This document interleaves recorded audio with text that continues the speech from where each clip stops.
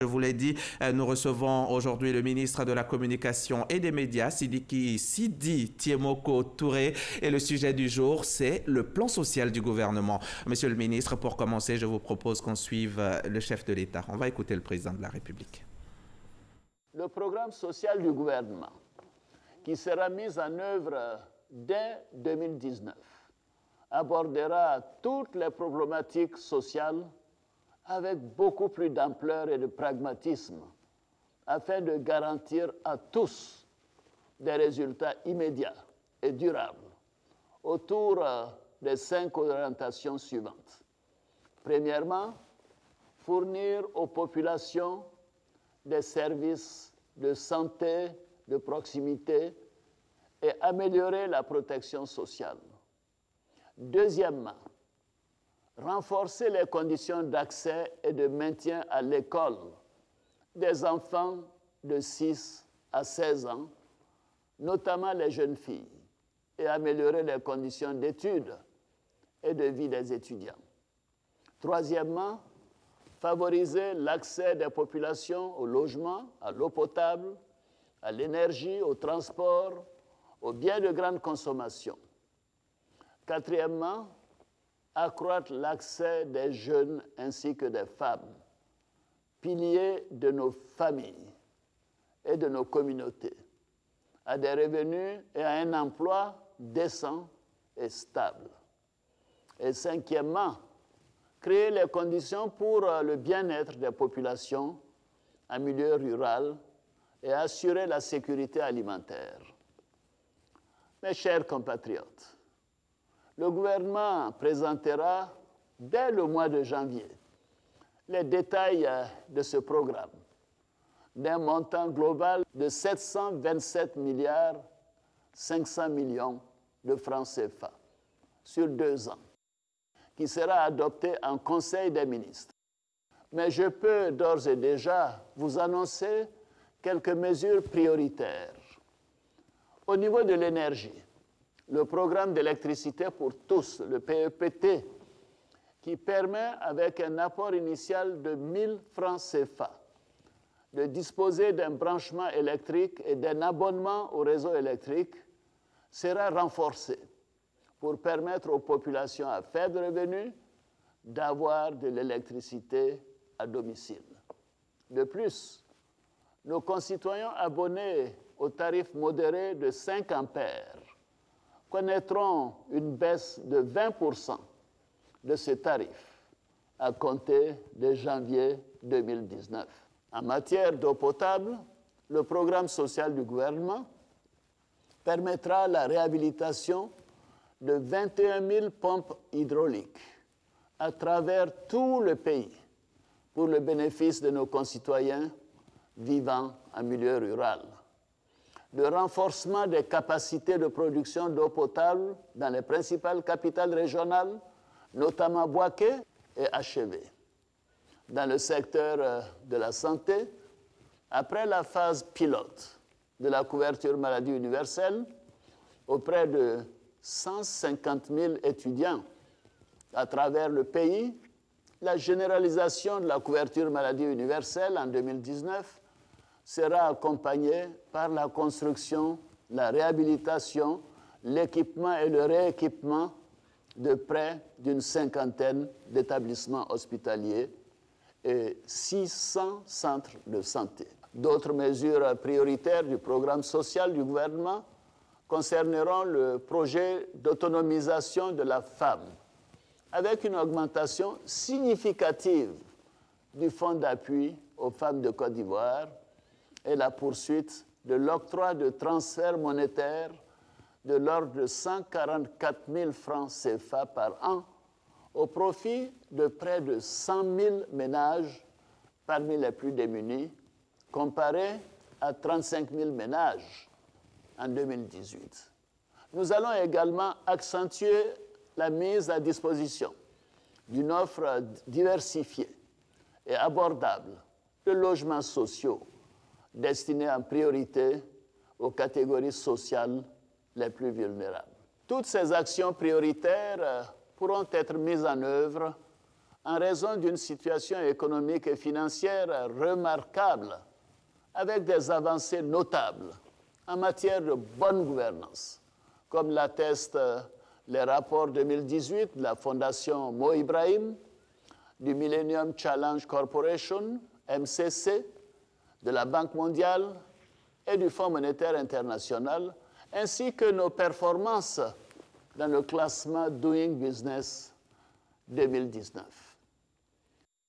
Monsieur le ministre, le chef de l'État l'a dit, 2019 sera consacré exclusivement au social, le programme social du gouvernement. Dites-nous, quels seront les secteurs concernés par ce programme? Écoutez, ce qu'il faut retenir, je l'ai dit tantôt à l'introduction de ce journal, le cadre global de travail du gouvernement, c'est le PND 2016-2020.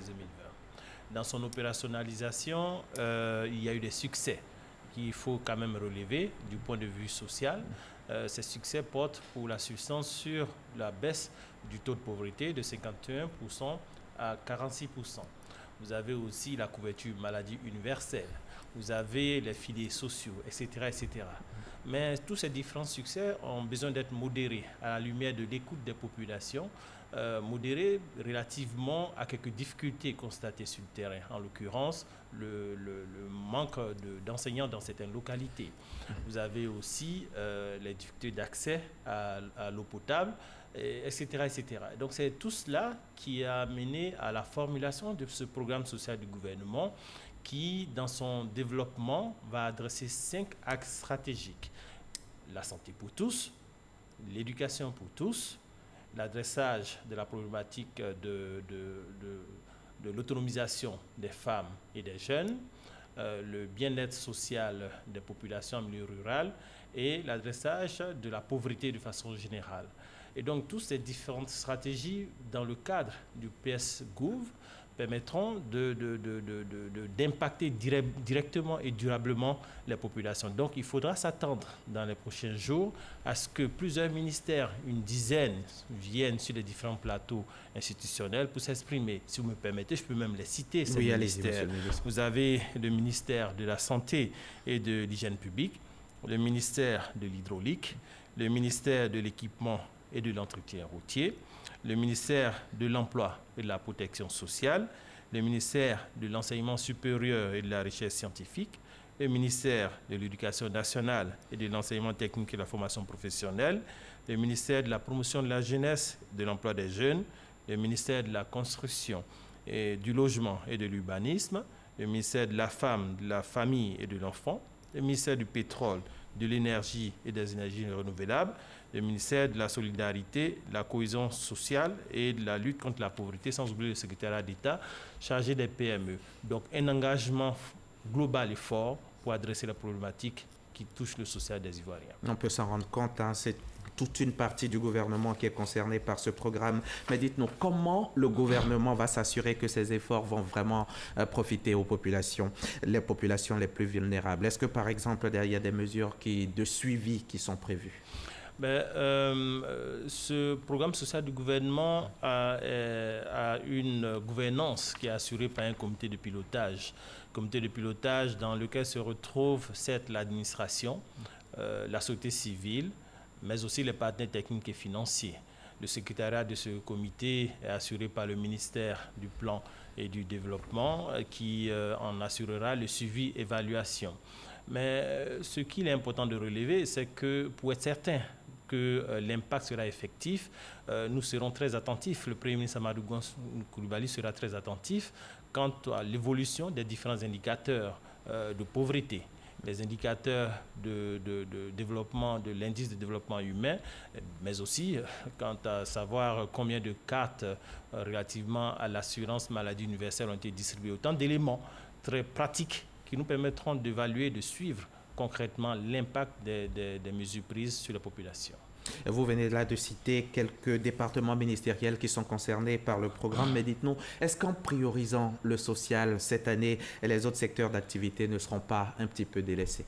Je vois à l'arrêt de votre question une préoccupation réelle qui est la continuité du service par rapport aux différents secteurs attendus au niveau national.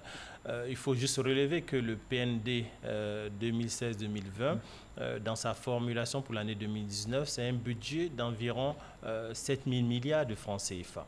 Et le plan social du gouvernement a une dotation que le chef de l'État a relevé pour 727,500 millions de francs CFA. 727 milliards 500 millions de francs CFA. Donc, une partie de la ressource ira certes pour renforcer les attentes au niveau du social des populations, mais le reste de l'activité du gouvernement se déploiera dans les différents secteurs pour les ministres qui ne sont pas concernés directement ou indirectement par l'action sociale du gouvernement. D'accord. Évoquons maintenant le programme électricité pour tous. À quoi les Ivoiriens doivent-ils s'attendre effectivement pour cette année 2019? Le plan social du gouvernement ambitionne pour près de 135 milliards de francs CFA donner de l'électricité aux populations, ceci à travers 2 programmes. Certes, le PEPT, dont le président de la République a parlé tantôt, le programme électricité pour tous, mais aussi le PRONER, qui est aussi un autre dispositif qui permet de rendre disponible l'électricité pour les populations, les communautés de plus de 500 habitants sur toute l'étendue du territoire national. Mais tout ce programme permettait que je puisse donner l'opportunité au ministre en charge qui passera sur votre plateau pour pouvoir donner plus de détails sur ce programme. D'accord. Au cours de l'année écoulée, on a enregistré de nombreuses plaintes concernant la réalisation du programme École pour tous, école obligatoire. Quels étaient les véritables problèmes et puis qu'est-ce qui est prévu pour faire face à cela? L'école obligatoire est un programme fort important, très important qui tient auquel le président de la République tient énormément. Et il faut me donner l'occasion de réitérer le fait que l'école est obligatoire pour tous les enfants en Côte d'Ivoire. De 6 à 16 ans. Voilà, exactement. Obligatoire pour tous les enfants. Mais dans son déploiement, de ce dispositif, il a été constaté quelques petites faiblesses. En l'occurrence, la disponibilité des enseignants dans certaines localités, la disponibilité de certains matériels tels que les tables bancs, etc. D'ailleurs, c'est le plan social du gouvernement qui viendra combler ces différents déficits avec le recrutement de plus de 10 000 enseignants, sans oublier la fourniture de près de 500 000 tables bancs dans les différentes localités. Et Madame la ministre de l'Éducation nationale aura l'opportunité de se prononcer sur le sujet. On a aussi l'accès à l'eau potable. C'est une véritable préoccupation. L'eau potable dans nos régions et villages reste une difficulté pour les populations. Qu'est-ce que le plan social prévoit dans ce sens? L'eau, source de vie, comme on a l'habitude de le dire, qui malheureusement a manqué dans certaines localités pour une courte période, fort heureusement, grâce à la technicité de nos différents services administratifs, de l'ONEP par ailleurs. Et le président de la République a compris l'importance de l'eau dans ce dispositif, ainsi bien qu'il a même créé un ministère pour adresser la problématique de l'hydraulique en Côte d'Ivoire. Le ministre de l'Hydraulique viendra se prononcer, mais déjà je peux vous dire que dans le cadre du plan social du gouvernement, ce sont près de 10 milliards de francs CFA qui vont être dépensés pour nous rassurer de la disponibilité de l'eau sur toute l'étendue du territoire. Et puis on avance le nombre de 10 universités d'ici à 2025. Oui. Est-ce que c'est réalisable? Les plus sceptiques parlent d'utopie. J'aimerais ramener ces plus sceptiques à l'université Alassane Ouattara de Bouaké, qui est une réalité. L'université Peleforougban Koulibaly de Korogo, qui est une réalité. L'université Lorignon Guédé de Daloa, qui est une réalité. L'université de Mont, qui est une autre réalité. L'université de San Pedro, pour laquelle la ressource a été trouvée, pour laquelle les travaux vont démarrer bientôt. L'université d'Odiéné, qui est aussi une autre réalité, parce que la ressource est disponible et les travaux vont bientôt commencer. Sans oublier l'université de Bondoukou. Nous sommes déjà à cette université construite ou en finalisation de construction. Il n'en reste que 3. Je peux vous dire que sur ces différents points, il faut véritablement faire confiance au président de la République, qui, quand il dit des choses, il les réalise, parce que sa foi et son ambition pour la Côte d'Ivoire est au-dessus de sa personne. Pareil pour le Premier ministre Amadou Gon Coulibaly. Donc nous allons y aller. Les promesses avancées seront tenues en temps et en heure. Les étudiants sont nombreux à nous suivre en cette mi-journée. Qu'est-ce que vous pouvez dire? Qu'est-ce qui est prévu pour l'amélioration de leurs conditions de vie? Le ministre en charge du secteur viendra se prononcer, mais sans lui enlever la substance de ces différentes annonces. Il a déjà engagé un processus de réhabilitation et de rétrocession des cités universitaires aux différents étudiants. Donc, quand le ministre viendra, il ira plus dans le détail et je peux vous assurer qu'ils seront satisfaits. Et c'est avec plaisir que nous le recevrons sur notre plateau. Il y a la problématique de l'emploi des jeunes, les jeunes diplômés qui restent au cœur des débats. Hein. Que prévoit le gouvernement pour résorber définitivement ou beaucoup plus en tout cas ce problème? Au cœur des débats, mais aussi au cœur de la préoccupation principale du président de la République, parce que les jeunes, vous n'oubliez pas, constituent près de 77% de la population ivoirienne. Et ils ont énormément d'attentes, mais le chef de l'État avait déjà donné les signaux. La résorption de la problématique de l'emploi des jeunes se trouve dans les réponses liées à l'entrepreneuriat, mais aussi à la prise d'initiative, telle que le président de la République l'avait relevé. Mais les dispositifs nationaux seront là pour accompagner les jeunes dans leurs différentes options et choix qu'ils auront à prendre. Et le ministre de la promotion de la jeunesse et de l'emploi des jeunes sera sur les plateaux de la RTI le mardi pour s'exprimer davantage sur le sujet. D'accord. On va parler logements sociaux. Logements sociaux. L'objectif du gouvernement pour l'année 2018 portait sur la livraison d'un minimum de 10 000 logements sociaux. Quel bilan vous faites actuellement de l'avancement de ce projet? Ce projet est très important pour le Premier ministre Amadou Gon Coulibaly et le Président de la République parce que chaque Ivoirien ambitionne avoir une maison en propriété, pas en location exclusivement, mais en propriété. Et c'est ainsi que la projection de 10 000 logements a été faite dans le cadre de ce programme présidentiel de logements sociaux. Malheureusement, il faut l'admettre, ce programme a connu quelques ralentissements pour différentes raisons qui sont en train d'être identifiées et pour lesquelles le plan social du gouvernement viendra apporter des réponses concrètes et pragmatiques pour que l'ambition des 10 000 logements soit effectivement comblée à l'horizon 2020. Le ministre Nabagné Koné Bruno sera sur le plateau aussi pour en parler. Et nous allons également le recevoir avec plaisir. Vous êtes le ministre de la Communication et des Médias. Le plan social ne concerne pas votre secteur. Tout à l'heure, vous avez égrené les départements ministériels qui sont concernés. Mais dites-nous, vous, quels sont vos défis pour cette année 2019 ? Premièrement, le défi de notre département, justement par rapport à cette actualité, c'est de nous rassurer que les populations de plus en plus vont percevoir à travers la communication l'essentiel des initiatives, sinon les initiatives majeures menées par le gouvernement à leur attention. Beaucoup de choses sont faites. Et comme le président de la République et le Premier ministre, le gouvernement est à l'écoute des populations. Et c'est de cette interaction que des réponses sont données. Donc nous serons là pour nous rassurer que les populations comprennent et accompagnent toutes les initiatives portées par le gouvernement. Mais spécifiquement par rapport à notre département, vous vous souviendrez qu'il y a de cela quelques semaines, nous avons formulé une politique nationale de la communication qui est sur la table du Premier ministre d'ailleurs. Et cette politique nationale de la communication qui est très ambitieuse a pour objectif de restructurer tout l'écosystème de la communication et des médias à travers des réformes très engagées, très volontaristes. Cela sur 5 autres stratégies. La stratégie pour le développement de la presse, la stratégie pour le développement de l'audiovisuel, la stratégie de développement des nouveaux médias, la stratégie de développement de la communication publicitaire et bien sûr le porte-parole qui fait son exercice aujourd'hui en termes de développement et d'initiative.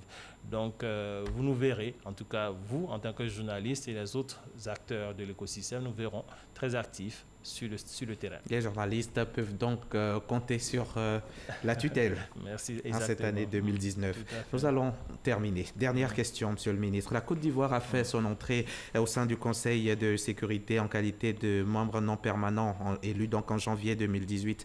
Quelle appréciation les Ivoiriens doivent-ils faire de cette avancée? Un seul mot, fierté. Fierté, et pas seulement pour ce fait, parce que la fierté, nous la ressentons quand nous sommes qualifiés pour le MCC. La fierté, nous la ressentons quand nous sommes évalués positivement par la Fondation Mo Ibrahim, mais aussi quand notre compatriote, le ministre Jean-Claude Brou, préside aux destinées de la CEDEAO. Mais précisément sur le sujet du Conseil de sécurité, aujourd'hui la Côte d'Ivoire a fait ses preuves en étant au siège, en étant assis à la table des grands.